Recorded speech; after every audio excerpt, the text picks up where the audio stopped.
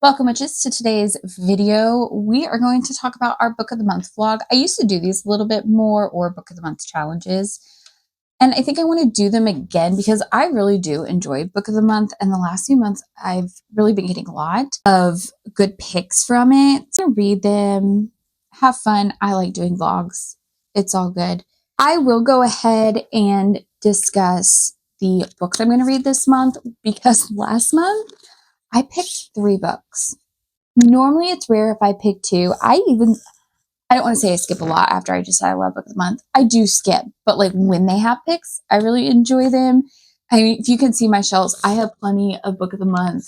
I mean, you can't see, but like these 2 shelves are heavy book of the month. I have a heavy fantasy book of the month. I just have quite a bit of book of the month.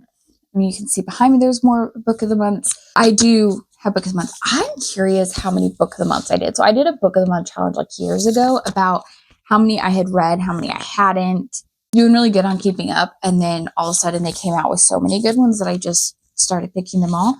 I'm probably still like less than 10 that I haven't read, but I'm curious mostly how many books through book of the month I have purchased. I'll put that on the screen so you will know and future editing me will know. Let's go ahead and talk about the books. We're going to read, technically I started one already. I'll explain that in a minute. We're going to read Ghostwriter by Julie Clark. This is technically the one I started. As you can see, I'm maybe 20%, if that, getting close to 25%. This is about a woman whose dad was accused of murdering his siblings because one night back in like 75, his 2 siblings were found dead, but he was the only one surviving, although he wasn't home. So I'm curious why they think him. However, there's some stuff that makes you like wonder about it, like pretty early on in the book.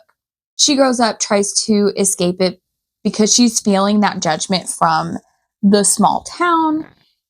And she leaves, she becomes a ghostwriter, a lot for memoirs and people, and she really wants to bring up women's voices in memoirs and biographies. But she makes a comment, which to me sounded like a pretty accurate comment on this man, and not, I can see how in a public space it could be politically incorrect, but talking about how this man will like sell himself out for anything and for fame and like put women down, whatever. And so her career goes off track. She now doesn't have anybody really sending her jobs. And then one day her dad comes back and is like, I want you to write my novel, because her father becomes this like really famous horror novelist. Is doubling as an intro slash update on the first book. Bear with me. We're there. She has gone to stay with her dad to write this novel, finds out that there's some stuff going on while he's doing it, and that maybe this might be more of a novel, or maybe this will be the novel that she learns the truth about what happened. And in all this stuff, some stuff's coming up. I don't want to spoil too much. I am enjoying it. There's dual timelines. There's dual point of view. Well, it's dual point of views because it's dual timeline, because obviously she wasn't born back in the time of the thing. So you're seeing all that. I'm so far enjoying it. I'm finding it interesting. I'm finding it engaging. I tried to start this one day when I was really sick and I just couldn't bring myself to it. And I didn't want to run the book because I was really excited about this and the concept. I'm hoping the story gets mixed in there a little bit. And I've seen that like a time or two. I put this down, picked it back up yesterday when I was feeling a lot better and I was enjoying it. So this after one day of reading, I did kind of do some little vloggy snippets of me reading this. So we technically have started this and I'm enjoying it. The next one I want to read is Bury Your Bones in the Midnight Soil by V.E. Schwab. I really like V.E. Schwab. Although I say that, and I think I've actually only read one of hers. I really want to read Vicious. But what I liked about The Invisible Life of Addie LaRue, which I technically read twice, was there was this atmosphere and it was engaging. It wasn't necessarily fast moving, but it was engaging. It had a deeper message behind it. I'll explain it as I read it. But as far as what drove me to want to read it is this back. So I'm going to read it to you. 3 young women, their bodies planted in the same soil. Their stories tangled like roots. One grows high, one grows deep, and one goes wild. All of them grow teeth. I really want to read this. And also at my local Barnes and Nobles in August, they're having a book club discussing this. And I would like to join a book club. And I want to read this, go there, see what other people think, because I do YouTube because I want to talk about books. I want to hear other people's opinions. The point of this is I kind of joined the booktube community because I want to find other booktubers who want to talk about books, who have similar interests, have suggestions. Because I can tell you there's plenty of books here that I've gotten suggestions from others that have been ending up 5 stars, like specifically Scythe. I had heard people talk about that forever, never grabbed my attention. And I wish I could find the TikToker, because I'm pretty sure it was on TikTok, that mentioned it so that I could give her credit, because her description was, it sold me instantly, and it was so great. It's a 5 star. I read the whole series, loved it. Definitely worth the read. Sorry, my work phone's going off and I've been gone. Oh wait, nothing important. I'm actually out today, so I shouldn't have to freaking worry about this. Anyways, so yeah, she did a great job. It sold me on it. It was a 5 star. It's a book I would not have picked up, but I'm so glad I did, and I want to recommend to others. And again, so that's why I do this. The next one is Next to Heaven by James Fry. This is another book that's right up my alley. I love me a good domestic thriller, a good everything looks perfect on the surface, but behind closed doors, chaos or trouble a brewing. This is about a couple, they're, perfect life, perfect lawn, like everything looks perfect. They decide to throw this party with like the elite because they want more and they want stuff. So they throw this, party. They're like swingers. And then somebody ends up dead. And so I'm really excited for this. I think that cover gives me some like, ooh, this could be mysterious. And yeah, I'm excited for this one. So this is an intro / update on the first book I'm reading. But as I read more, I will let you know.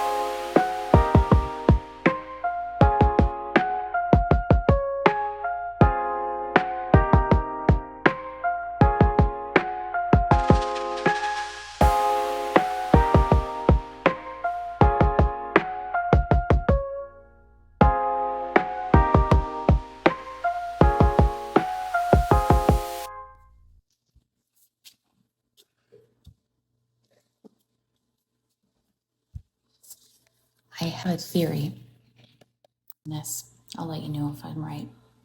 I'm not going to tell you what it is, so I don't spoil it, but I'll let you know if I'm right. Theories.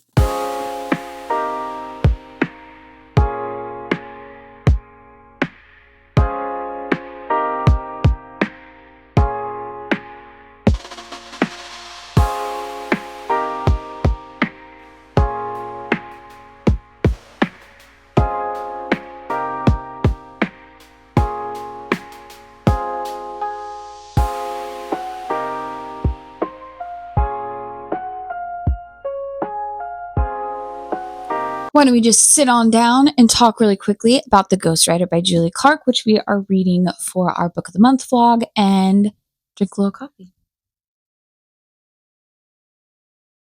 I moved the cup away because nobody actually wants to hear anybody drink on camera. That's disgusting. So I was eating on camera, like hearing the sound. Hearing the sound is what I mean. That's not the point. Let's talk about Ghostwriter. This is not a slow book, but it is slow. It's engaging, it's intriguing, the mystery, everything's building. It's got an atmosphere. You're developing relationships with the characters through the stories. I'm enjoying it. If you like an unreliable narrator, because of Vincent, her dad's Lewy body dementia, you have a little bit of an unreliable narrator and a maybe not a very traditional main character unreliable narrator. You are working with her to figure out what is reliable and what's not. Sometimes he will talk about a story and she's like, that's not how it happened, or that's not true. And they kind of talk through it and it triggers something in her mind. She's like, oh, I guess maybe, yeah, that's accurate. But then there's other times where he's doing it and he's like, this is how it happened. And she has to kind of let him know, like, no, that's not how it happened, etc. Occasionally it's like, no, he's right. And occasionally he's not.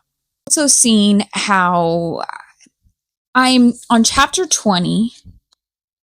So I'm on page 159, about 40 something percent of the way through.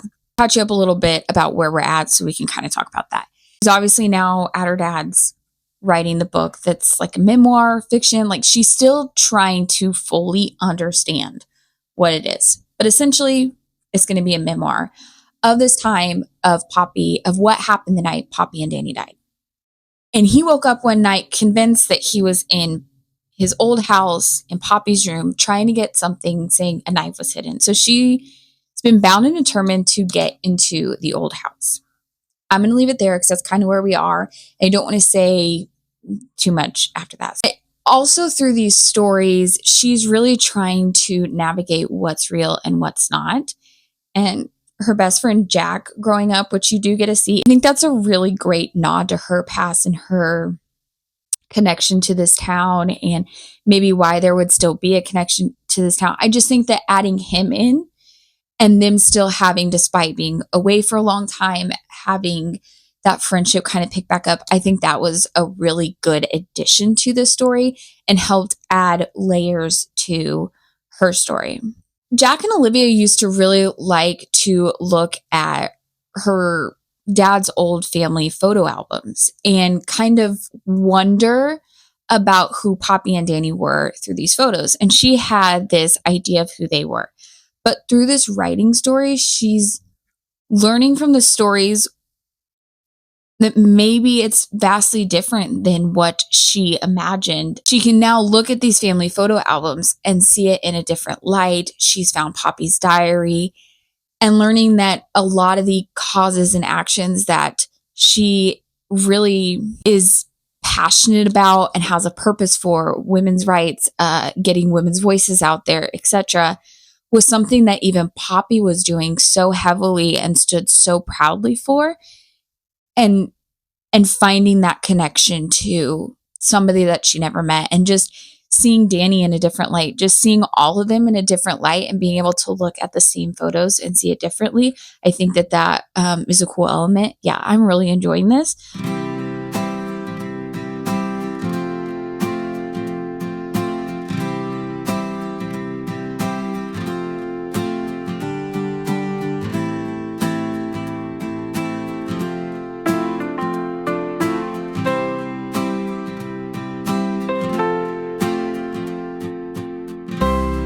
I did finish The Ghostwriter by Julie Clark. I never really made an outro update on this. This I enjoyed. It was enough going. It kept you intrigued in all those ways, but it wasn't necessarily like overly packed.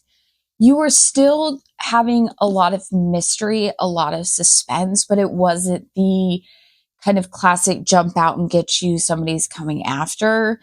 I think that the story and the confusion that was around whether her father did it or not was enough that you could understand how he could get blamed. Maybe they don't want to say anything. Maybe it's not clear. I do feel like you kind of leave off and everything's not in this beautiful, perfect bow at the end, but like it is.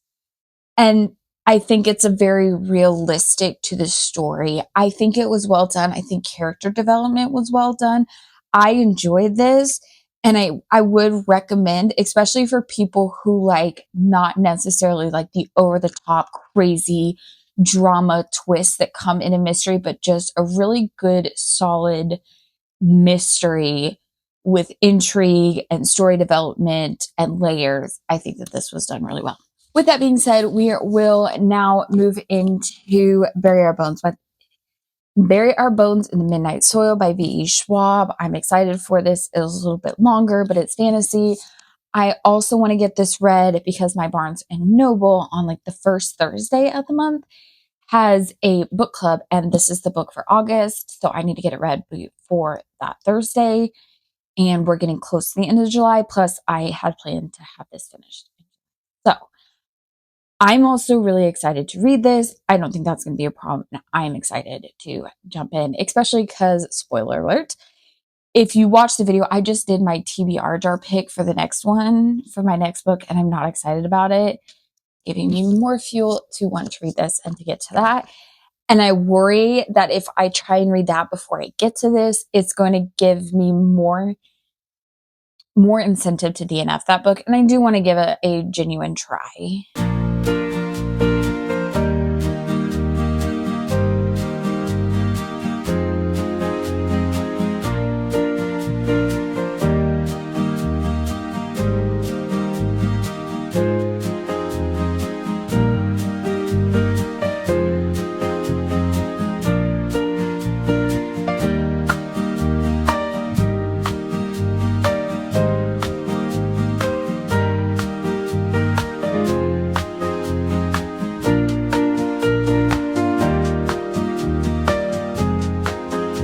I'm really trying to not feel like kind of a hot, sweaty mess, but I was outside a lot at work today, and I really should do a what I look like before work and then what I look like afterwards. Have you seen those like kids' first day of schools before their first day, after their first day?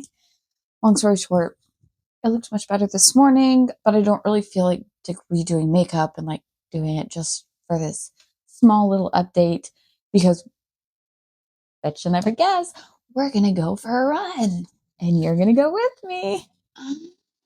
But on a serious note, we are reading Bury Our Bones in the Midnight Soil. It has 3 different point of views, and they show like Maria died 1532, Alice died 2019, and then there's Lottie, and then it's death, question mark. You don't know when she died. And I've had a theory that maybe somebody is her, but then that I don't know that that's going to pan out. That's my first theory. Anyway, so you're following Maria back in 1532. She wants more for her life. She decides to marry this man to get away. There's this widow that came to her town, and it's like 10 years later, and she sees this widow, but this widow looks the same. So you're curious. And there is something to that. And then you're seeing Alice, it says death 2019. She's come over to the US. She's going to school parties. She's trying to get out of her kind of shell and meets this lady who calls herself Lottie and has this wonderful night. But then you switch over to Lottie's point of view. Lottie leaves, like sneaks out in the night, but there's a reason. And that was kind of giving me Addie LaRue vibes, the Invisible Life Addie LaRue vibes. Very much enjoying it as we go. We're getting into we're getting into Maria kind of escaping her marriage and maybe following the widower's path. We're seeing Alice the night after. She's her night with Lottie, but something feels off. And what is it? Did she get sick? Does she have this virus? What is it? So the intrigue and the mystery, and I'm very much enjoying it. We are like 25% of the way through. We still have a good chunk to go. But I will keep you updated, and let's go for a run.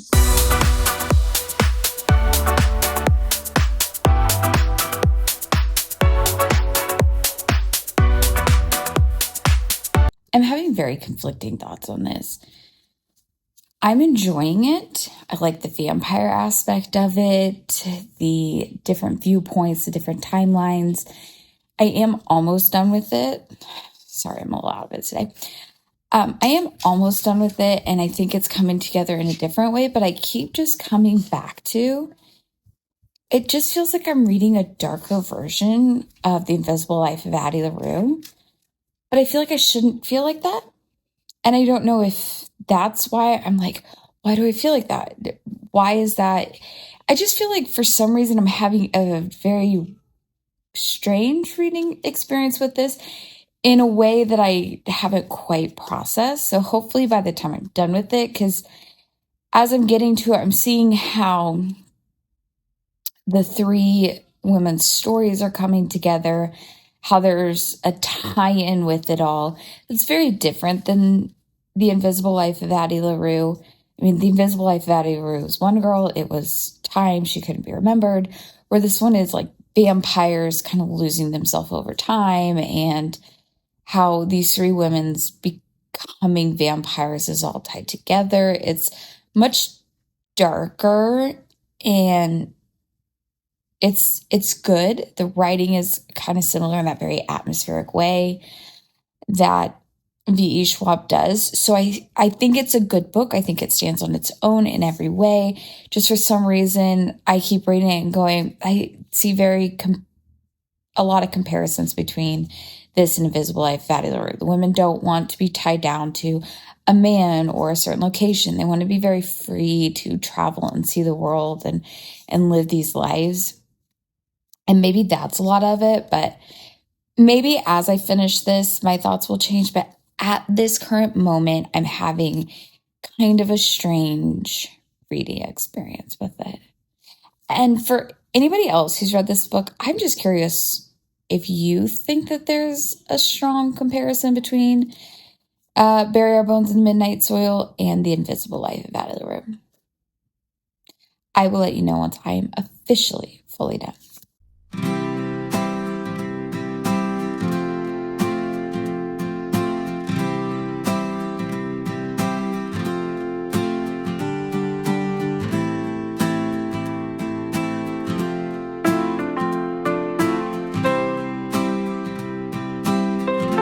Full disclosure, I finished this today, like a couple of hours ago. I feel like this is one that I'm needing more time to sit with. And I say that because I keep going back to, I feel like I just read The Invisible Life of Addie LaRue. However, towards the end that changes, but how these three women's lives all interconnect and tie together, which I think is really well done. I think what keeps coming back to me is you're watching these women as they don't want to get married. They want to travel the world and experience life. You're seeing them, how they're going to survive over a long period of time in the world when the world's not set up for that. However, people can remember them now versus Invisible Life, they couldn't. I still had a good time with this. I still enjoyed it, but just for some reason, I would read it and be like, oh, I see a lot of comparisons to The Invisible Life of Addie LaRue. And I don't know. I want to sit with it for a minute before I truly feel like I know. Is that when I think back on this, am I going to tie those together? Or after I sit with it for a day, will I tie it to its own thing? I feel like I'm still a little up in the air by that. We are on our way to the book club. I hope you think you're clever. I hope you're happy. I hope you're happy too. I hope you're do together.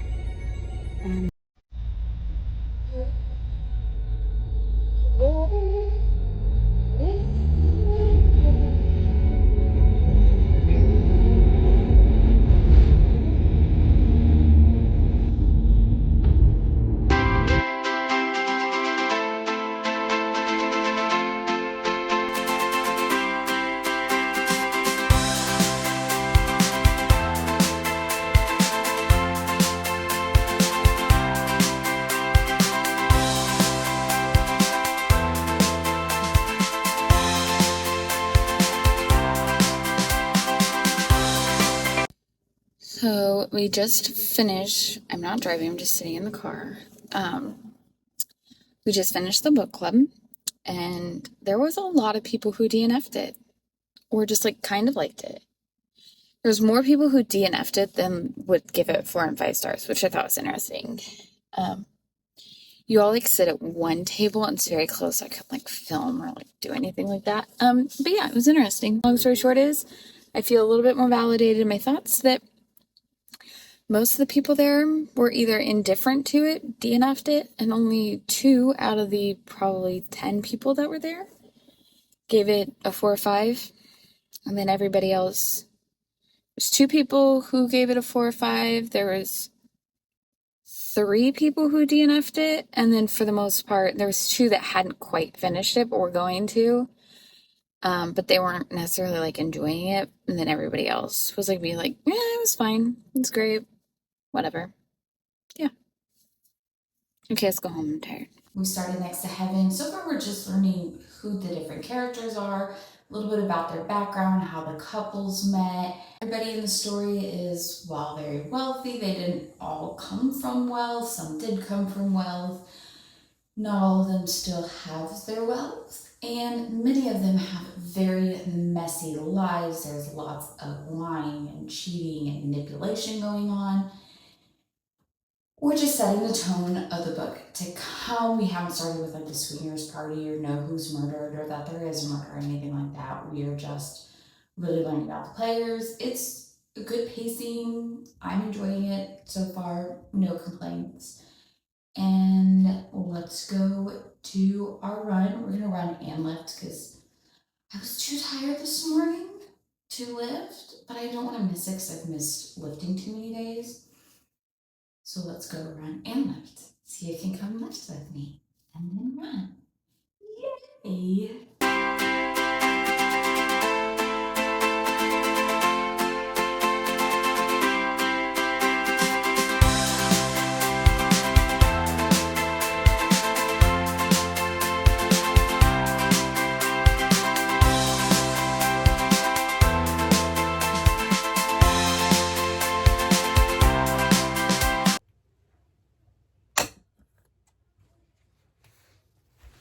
Okay, we need to have a little bit of a coffee talk about this book, Next to Heaven by James Frey. I think I said Fry earlier. It's Frey by James Frey. When I read the synopsis understanding of this book, I thought there's this big swingers party. That's going to be a really big part of the story. Maybe the murder will happen. There'll be like clue at a swingers party. I don't get that from this. Here's the thing. I'm like 75% of the way through this. I'm almost to the end of this and the murder just happened. Beginning, this is you're learning about the characters. It's almost very direct. It's just this like slow overview idea, which I really liked in the beginning. I was like, okay, I like this. And then the swingers party. So I figured we'd kind of have that style of writing where you're not really going through the character's world. It's almost like this person has 5 kids and like, it's very tell you what it is, kind of, they want you to know who the characters are, like personality wise. It's very hand delivered to you. I thought, okay, in the beginning, I can support that. And then they're building up. So you're seeing a little bit more dialogue in the build up to the swingers party. And then the swingers party will happen and that pacing will change. We had the swingers party and like comes and goes like that. Really not much to it. And then we go back to the very just overview style of the world. I don't know. I just felt like it was too much being told the story versus living in the story. The swingers party was so small. It was almost like he wanted to give what the reader might think of as an okay reason why they're all okay cheating on each other and hooking up with each other. But I feel like for the way this story is written, like you could have just made them terrible people and then maybe some of the drama behind was there. I just feel like for what I was expecting, this is kind of a letdown. I'm not enjoying it, but I'm kind of getting over you just telling me. I want to like be in the story and living it. So I'm having this kind of conflicting theories about it. I am enjoying it, but I'm not.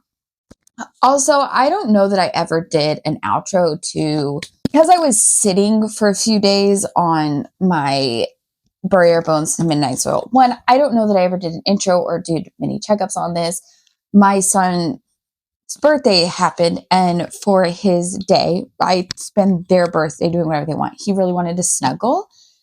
So I did a lot of reading this then, and I did some reading some other days just as we hung out. I'm going between the physical and the audio just because the style of writing, I'm getting kind of bored of just reading it. I've done a lot more audio than I really want to in books, but for this one, that's how I'm kind of keeping engaged. With that being said, I had finished this a few days ago and I've been kind of sitting with it, thinking maybe my thoughts on it will change or I will have more of an understanding of my thoughts.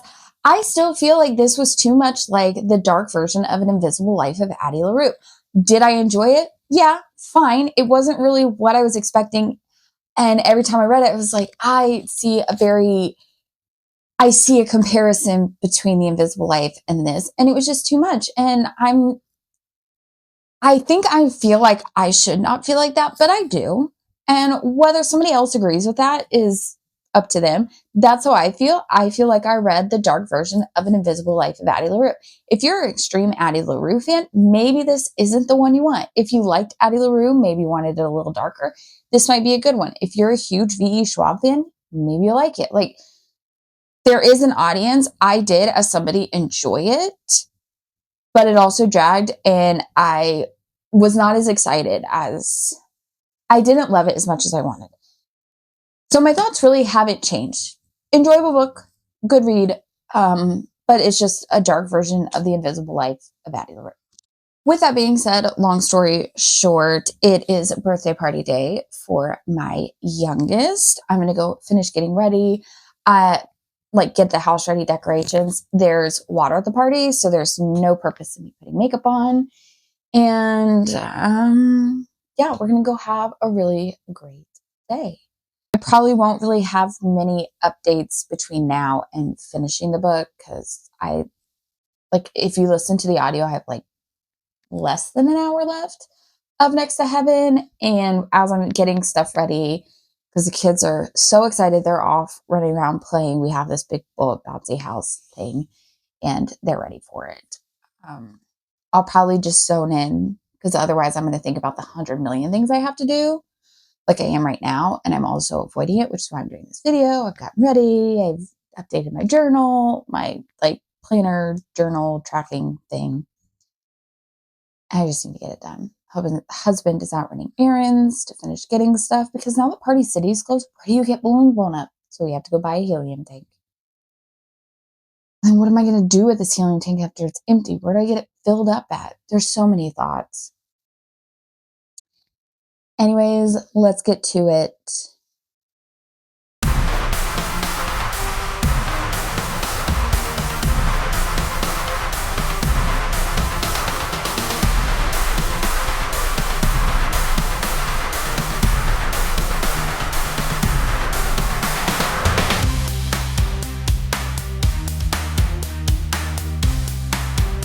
We finished Next to Heaven finally. I know I updated this when I'll have an hour left of the audiobook. It's been a couple days just because birthday party stuff was crazy. However, while I enjoyed reading it, maybe enjoy is not the right word, I didn't hate reading this and I was having a decent time with it, I'm really let down by what my expectations were for this. There was the drama, but not the drama in the way that I wanted it. The swingers party was, from my reading of this, was going to be such a big part of it. And that just really wasn't what it was. I just think that some of the twists could have been so much more built up. It felt very flat. It felt very generic and basic and just overall a little bit of a letdown. I wouldn't say that I was thrilled by it. I had a decent time. Don't know necessarily that I will read it again. I would like this book in more of a dramatic, over the top, rich people hooking up type of vibes. That's going to wrap up the book of the month, where I feel like each of these books, I had a lot of buildup into them, and each one let me down in their own ways or was not as I was expecting or anticipating, which was kind of interesting. However, I did enjoy reading all of them.